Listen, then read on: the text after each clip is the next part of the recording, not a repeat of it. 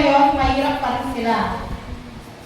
Kung titignan po natin kung mga pinakita sa tatlong pagsubok o panunokso ng Diablo, ito po ay tungkol sa mundo, hindi po tungkol sa Diyos.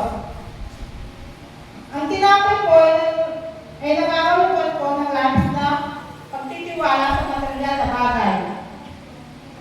Kung papasinin po natin, maraming mahilig sa pagkain ngayon. Ang dami pang gastos pagdating sa pagkain. Pero pagdating sa misteryo ng Panginoon, nawawalan sila.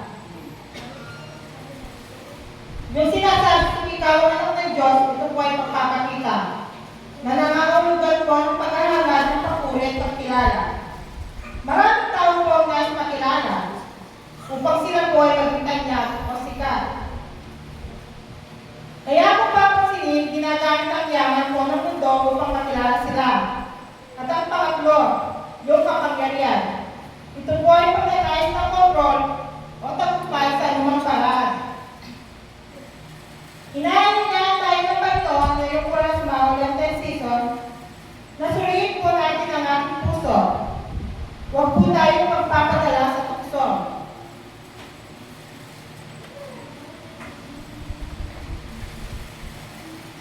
At naisin ng mundo, huwag po tayong magpagamit sa naisin ng Diablo. Maging maingat po tayo upang manatili po tayo sa pangyarihan ng layunin ng Diyos. Ikatlo po, means of grace.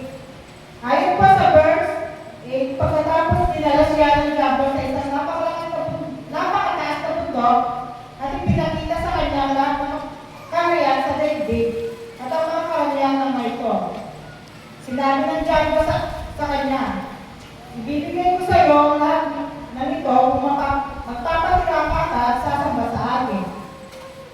Kaya sumagot si Jesus, lumayas ka, Satanas, sapagkat nasusulat, ang Panginoon mong Diyos ang dapat mong sambahin at siya lamang ang dapat mong paglikuran. Makikita po na inaalok kay Jesus ang kapangyarihan ng mundo upang sambahin ng Diablo. Sumagot ang Panginoon. Ang Panginoon mong Diyos ang sasambahin mo at siya lamang ang paglilikuran mo.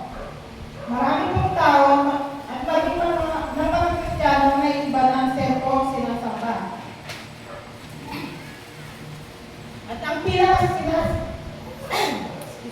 At ang sinasamba ng maraming tao ngayong panahon ito, yung kapangyarihan na binibigay ng mundo.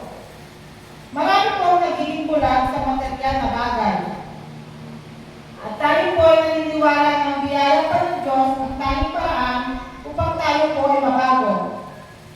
Hindi po pag-ibig sa salapi, hindi po pag-ibig ng mundo, huwag na huwag po natin isusuko ang ating pananampalataya sa Panginoon. Kundi sa pag-ibig ng Diyos ay manatili po tayo. Maaari po ba ninyong tanungin yung mga katabi? Ano ang mas pinipili mo? Ang pag-ibig ko at ng Diyos at ang inibig ng mundo?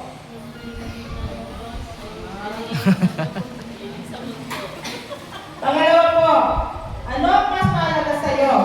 Ang kapangyarihan ng mundo o ang kapangyarihan ng Diyos? Huwag na huwag po natin luluhod, huwag na huwag po tayong luluhod at sasamba sa ibang bagay na binibigay ay pansamantala lamang. Ano po ba ang sinasabing means of grace o biyaya ng Diyos? Bilang United Methodist Church, naniniwala po tayo sa biyaya ng Diyos. Ito po ay yung panalangin, pag-aayuno, pagbabasa sa Biblia, banal na komunyon, paggawa ng kabutihan ng awa. Bago po nagsimula ang ministeryo ni Jesus, dumaan po muna siya sa ilang. Bago po natin naranasan ang pagkalangan ng Pasko ng pagkabuhay, dadaan po muna tayo sa Quaresma.